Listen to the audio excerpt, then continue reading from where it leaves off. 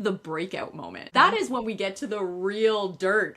That's the moment where things change. So the person who is like actually picking up on those little nuggets, Yeah. that's where the magic happens. Hey, welcome to the Sales Squad Pod, the show that breaks down the skills sellers need to crush quota and advance their career. Hosted by Lisa, a top enterprise AE, Syreeta, a frontline leader, and Donna, a former leader of leaders. We met in the sales trenches at Salesforce. We're moms. We've carried a bag for decades. We've gone to club, and we've got you. If you're ready to up-level your game and career, let's jump into it. Welcome back, Sales Squad Pod. Today, we're talking about emotional intelligence in sales. 90% of top sales performers score high in emotional intelligence. We're not talking about product knowledge, pipeline volume, cold calls. We're talking about EQ.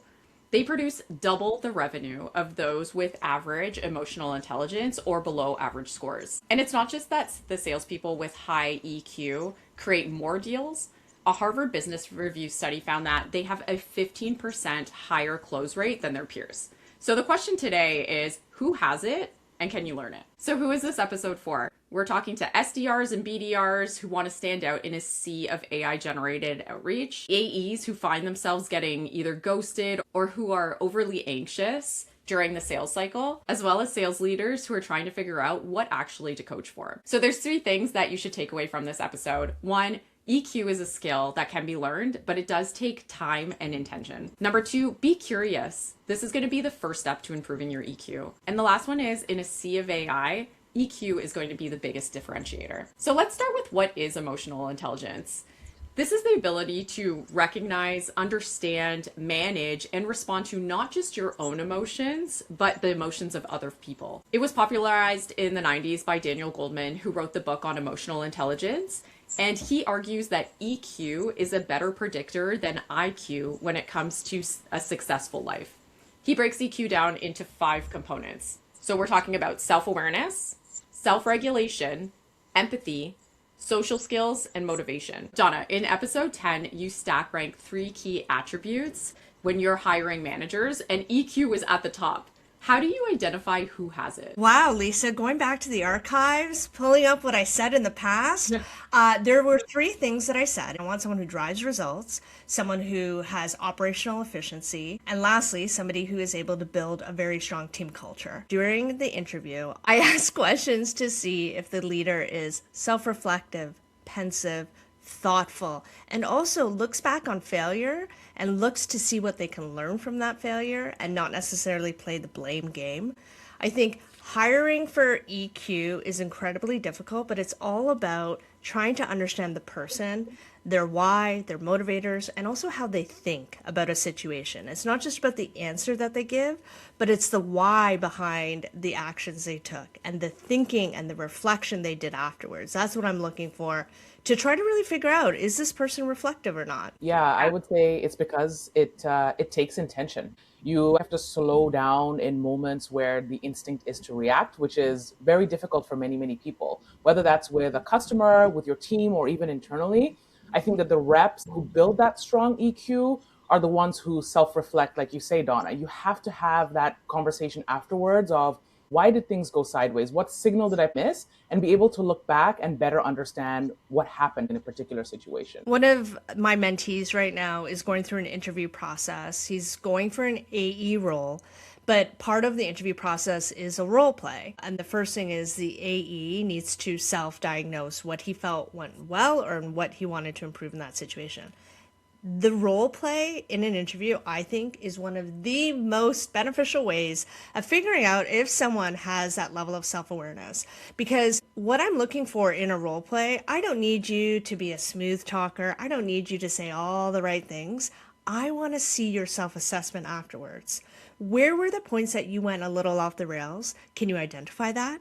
Can you figure out what could have been better? That to me is so much more important than what you actually say in the role play. So Donna, you also mentioned a while ago that everyone thinks that they're so self-aware, but they're not actually self-aware, and that this is incredibly challenging to self-diagnose. So the way that Daniel Goleman talks about self-awareness is knowing what you're feeling and why. And so I love that example that you gave because it really highlights, is this person aware? When it comes to self-evaluation, I think the big thing is that if you're not actively working on it, you're probably not improving it. It's more actually about building that muscle of awareness over time. And of course, that's not comfortable work to be doing. That's very uncomfortable to look back and force yourself to look at your own blind spots and understand where you can make some improvements. When I looked at a lot of the research too, I was like, well, is this something that you can actually improve? Because we see that there's value in having high emotional intelligence, but it doesn't really get us anywhere if you can't improve it. And so one of the things that they speak about is to start journaling. It's to start journaling, to look at what happened today. How did I feel? How do I perceive the other person felt? And how did I respond to that? What would I do differently? So it's uncovering those blind spots. But to your point, Syreeta, it has to be very intentional. And this is something that while emotional intelligence can improve, you have to put in the time, and you are literally rewiring brain neurons in order to make this happen, so it doesn't happen overnight. So for anybody who's listening right now and is thinking, okay, so I'm the person who has lost a couple of deals late in the deal cycle, who may not pick up on cues, who is somebody who may leave a job interview and think that went great and then never hear back from that person again. Things like journaling would help to show some of those blind spots in order to improve on what am I not seeing. I am all on the journaling train. There was an interview with Eileen Gu that went viral. It was one of her many press conferences after the Olympics. Eileen Gu is a freestyle skier who's American, but represents China in the Olympics. She's so young. She's in her early 20s. And a reporter asked her, how do you answer questions so thoughtfully? Essentially being like, help me understand your brain. And Eileen's answer was, she's pensive, very much in her head, but also journals a lot. And when I think about journaling, I think about having an opportunity to take two different points of view. Number one, it's that inside perspective. How did I feel in that moment? What did I do? What was the outcome? But also the outside perspective. If I was a fly on the wall, what would my perception be of what happened in that scenario? And I think the key with journaling is finding the patterns. So this difficult situation happened. Here's how I handled it. Here's where it went wrong.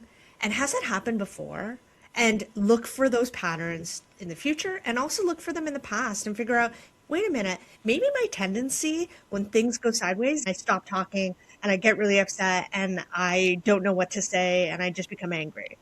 And then you can start to work on that. There's an element, I think, of being reflective of our past that will really help you moving forward. Do you both journal? I have a gratitude journal that I do every day. And really a lot of that is me focusing on what went well. I think as a small business owner, I have to be self-motivated. So for me, it's about identifying what is going well and what I need to focus on. And doing that on a daily basis makes me feel like I've accumulated a lot of wins. There's a lot more to be grateful for than if I just look back and say, oh, I've had only X number of deals or X amount of revenue this year. There's so much more that goes into it. So I do it on a micro level on a daily basis, and I do focus on wins and what's going well. Yeah, motivation is a big one for emotional intelligence as well, but it's for the internal drive to pursue these goals for their own sake, not the external. So I love what you said, that it's not just money. There's other things, there's these wins, and that's an internal driver.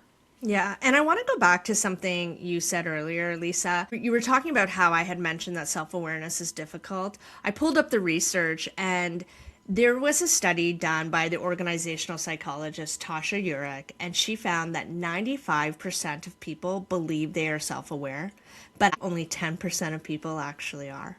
So we think we are nailing it, but the reality is that we have blinders on. And that's why I'm so excited about this conversation, because there is ways not only for you to gauge your own self-awareness, and spoiler alert, you think you're more self-aware than you actually are, but also there's some ways to build this over time. And one of them is journaling. I think the other is working with a mentor or a coach, working with someone who can actually give you that second perspective and be able to be your sounding board for what you aren't seeing, what you aren't thinking about. We all need someone on the outside giving us their perspective. This reminds me a lot of why we do deal reviews on a regular occasion, or weekly actually, with my team. And the deal review allows you the opportunity to get your peers to give you that feedback on what are the blind spots. The typical sales cycle, the rep assumes that everything is going great, only to realize that the blind spot can simply be pointed out, sometimes just by your peers. So, Syreeta, if you were in a scenario where you're working with one of your AEs and they're not necessarily picking up on a lot of those nuances, what's something that you might help them with in terms of coaching? If a deal stalls and my rep says to me, they're just not interested, that for me tells me that that's a question of low EQ. Why were we in a sales cycle to begin with? There must be something that has changed. So for me, it's about asking the rep, have we spoken to the customer from a curiosity standpoint? What has changed? What are we missing? What happened on their side that we are not seeing today? Let's dig in a little bit more and see if we can figure out what truly lies underneath that statement. When it comes to the managing people side of things and trying to lean in on EQ, if someone is underperforming, it's easy to label it. But curiosity is really going to push me to understand the context, maybe thinking about the motivation, any blockers, things of confidence. And so for me, it's about making sure that I'm asking the right questions around what is getting in your way? What are the hurdles that are keeping you from doing your job? I really like that example because it reminds me of the yellow lights. And so there's a book, it's called Let's Get Real, Let's Not Play. I think we've spoken about it on the pod in another episode. It's by Mahan Khalsa and Randy Elig, and they talk about the tendency of people while we're driving and we see a yellow light is we hit the gas. We hit the gas to go through that light, where we actually should slow down, hit the red light, start asking questions, because people buy from people that they trust. And emotional intelligence is a big component of trust because they want to feel understood. They don't want to feel placated like, yes, you're right. It's a very inauthentic feeling when you're buying from somebody who doesn't understand what you actually need. The best sellers and leaders that I've seen are the ones that don't have all the answers. They're the ones that are asking the better questions and they're actually listening to the answer. Mm-hmm. And so with your analogy about the stoplight, the curiosity is what's going to help you to slow you down just enough to respond instead of reacting. And that's actually the differentiator. And that's where EQ actually begins. I think as a leader, our responsibility is to help our team members work through their blind spots. And to me, a blind spot is a behavior or a trait that the leader may observe, but the individual contributor doesn't necessarily recognize, and they don't really understand the impact they're having. And so our role as a leader is to be that person to give that perspective that the individual contributor just simply could not have on their own. And that's how we can influence and shape their development of our team members. And identifying blind spots can be really difficult. It can be positive, which is, hey, you're actually better than you think you are. Or it can be a little bit constructive, which is, you come off more abrasive than you realize. So it's really about how we as leaders frame that feedback and frame that coaching so that it is not met defensively. So we can work through problems collaboratively. I was on a call recently with a CSM and I didn't know the account. So this is a new account to me. We're on this call and he says, hey, let's talk about an on-site that we should be having sometime in June or July. It's that time. So immediately I was like, oh, have we pitched this before? What are we discussing in the on-site? So I had some questions, but I felt the whole room kind of change. People got quiet. People who were leaning in were no longer leaning in. We got the words that don't actually match the body language. And so somebody had said, oh, well, we're not actually all together all the time. We're not all in office. And instead of the slow down component, he was like, I'll send you the agenda and you can send us back some dates that work for your team. So sure enough, we get off the call. He sends the agenda. And the whole time my head was like, it was pinging because I was thinking, no one wants this.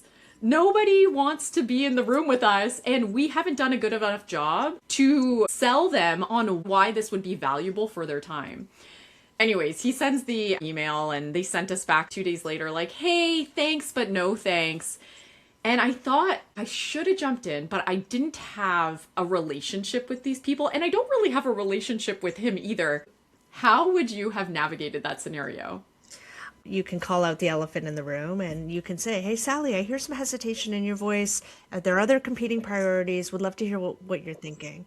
And just ask them, what's going on? I recognize that not everyone is going to have the confidence or feel comfortable to be so direct about it. I'm very similar in that the elephant in the room should be called out immediately. However, there are certain situations where potentially the dynamic in the room may warrant a off the side type of conversation. I know that in Zoom, for example, you can direct message somebody while you're on a call. So that's an easy way to maybe multi-thread and get a quick message over to your other point of contact that may be in the room. Then you can ask the question around, hey, are we missing the mark? Did I miss something? Did I notice something in this hesitation? And alternatively, you can also do that post-meeting. Pick up the phone, call the one or two people that were in the conversation and ask for that direct feedback. It doesn't necessarily have to happen at the time, but swiftly after, I think is very important because as we know, bad news doesn't get better with time. So I would rather know this information sooner rather than later than allow a situation to stir and become something else that doesn't necessarily have to. Yeah. And Syreeta, think about the trust that you would garner if you get off the call, you call that person like, hey, listen, I'm really new to the account team. I felt something in there. Maybe people weren't feeling the on-site. Just want to get your perspective on the on-site in general and how you're feeling about it. That person is going to feel understood. They're going to be like, wow, you really picked something up on that call. I think that is such a good example of what you can do to help to build trust and show your emotional intelligence. Last piece that you brought up in there too is really good around emotional intelligence is all about the nuances. It's all about body language. And we're in a world of Zoom. How often are we on calls where like people aren't even on camera? So what's your take on how do you show emotional intelligence in an online world? It starts prior to that Zoom conversation. You have to build a relationship even leading in. So if you think about a lead coming into an SDR that then gets passed over to an account executive, if you're not reaching out to that prospect or customer prior to that conversation, that's already a miss. And that already shows that your EQ is lacking. Why have you not taken the opportunity to ask me directly what I'm looking for? Why is this important? What do you want to get out of the next call? And to make sure that everybody comes into that conversation aware of what we're up against in terms of conversation. One of the things I've always said to my team is if you're bringing me into a meeting, I need to have a role. You need to give me a responsibility, something I need to bring to the meeting. And something that I often do is I play the role of reading the room. The AE is presenting, the engineer is demoing, whatever might be happening in that room. My job is to look around the room, physical room or virtual room, look at the facial expression, see the body language, and identify when things don't hit the mark. Because when you are actually delivering the content, you don't have time or awareness to be focused on other people and how they're reacting. And you need somebody in that room to be on that and be able to say, hey, stop. Sally, I noticed you raised your eyebrows here. I would love to make sure that we're answering your questions. And that can actually really help ensure the conversation remains on point. So I think we need to be comfortable giving roles to people in the room. And one of them should be the person to look at body language and figure out how people are feeling. So often in my last role, when we were doing these huge on-sites, this would be like a 2-day SIC, the Innovation Center, these digital transformations. And I actually call those like, you know, those gut reaction when you see someone's facial expression just completely change. That's like the breakout moment. Mm-hmm. That is when we get to the real dirt. When somebody makes that face and you call it out, hey, I noticed you made a face, you know, tell me, how is this resonating with you? Or maybe we're completely hitting the mark and then you let them talk and you shut up. Yeah. That's the moment where things change. So the person who is like actually picking up on those little nuggets, that's where the magic happens. And you don't even have to say, Sally, you made a triangle face. All it has to be is, Sally, would love your perspective. I feel like you may have a perspective you can share. The face is the trigger for you to stop and go to Sally. It's not to call her out and be like, hey, why does your face look like that? Yeah. You know? Well, especially because some people have great poker faces in those rooms. So you have to be prepared to be curious, as we have said through the entire conversation today, and just ask the question and ask for the perspective, especially if there's somebody who has yet to give their perspective during the meeting. That's the person as well that you potentially want to call out. Hey, Sally, you haven't said anything yet. I haven't heard from you yet today. Tell me a little bit more about what you're thinking. And I think that actually hits home even more on a Zoom call where like everyone's off camera. I think it allows you the permission that you need to ask even more questions because you can't see faces. You don't get those nuances. Hey folks, we just talked about X, Y, and Z. And Sally, I didn't hear from you. I know Zoom meetings can be a bit harder for us to get our words in, but let's take a pause. How are you feeling about this? And then dig each layer deeper. Even better if you can ask your question based on the perceived role of the individual in the room. And that also shows that you've done your due diligence prior to stepping into the conversation. Hey, Sally, as the CMO, I assume that this resonates because, and then insert why, and see if that brings up any more of the conversation. So it's pretty clear as we're talking through all of these things on how to get a level deeper. EQ is that key differentiator. I want to talk a little bit about AI in this world. And what we've seen is that AI is the top of the funnel. It's going to help you with outreach. It's going to help you understand an organization. It's going to help you position some of those questions. Talk to me about the difference between AI and EQ and where you see EQ taking that deal home. First of all, AI is not good with nuanced situations. We all know that.